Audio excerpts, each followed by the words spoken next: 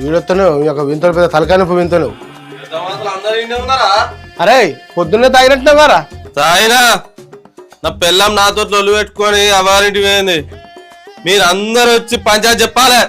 అరే నువ్వు బగ్గ తాగి వారానికి పోనాడు పిల్లని కొడితే మేము వచ్చి పని పాట లేదా? మేము పంచాయతీ చెప్పడానికి పని వాసి ఉన్నావురా? ఏం పని ఉంది మీకు? తాకట్లు పెట్టుడు, గొల్లాలు పెట్టుడు.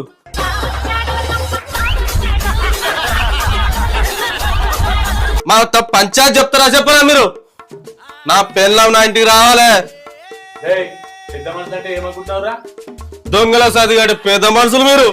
అరే ఊగురా కొద్దిగా బాగా హుషారుతా చెప్తున్నారా? పెద్ద మనుషులు అంటే ఆగదమున్నా నీకేమన్నా? ఏమో దౌడమికి చంపుతున్నాడు పండు రాలే. మీకు ఊరు భయపడుతుండొచ్చు, నేను భయపడా. నేను ముళ్ళు అసంటోని ముళ్ళు, మీరు ఆకసంటోళ్ళు. ఆకు ముళ్ళు మీద పడ్డా, ముళ్ళు చాకు మీద పడ్డా ఆకే నష్టం అంటే మీకు. అరే నీ లొల్లికున్న పడేయా ఇంత పంచాయతీ ఎట్టొచ్చింది, నువ్వేం చేసినావు ఒకటి చెప్పురా. ఇక తర్వాత మేము ఆలోచన చేసి చెప్తాను.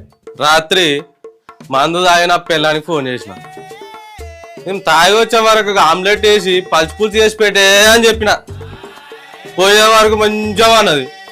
నాకు కోపం వచ్చింది, దాంచిన తెల్లారంగా లేచింది, పీకింది. నువ్వు చేసే కట్టానికి నీకేమో పలుచు పోసి ఆమ్లెట్ వేసి పెట్టారా నీకు?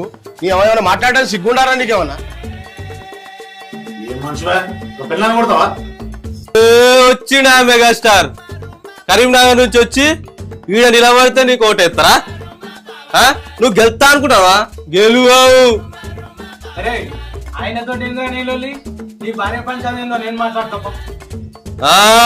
గట్లా నా పిల్లం నా ఇంటికి రాకపోతే మీ వాళ్ళకి నిద్ర పట్టని.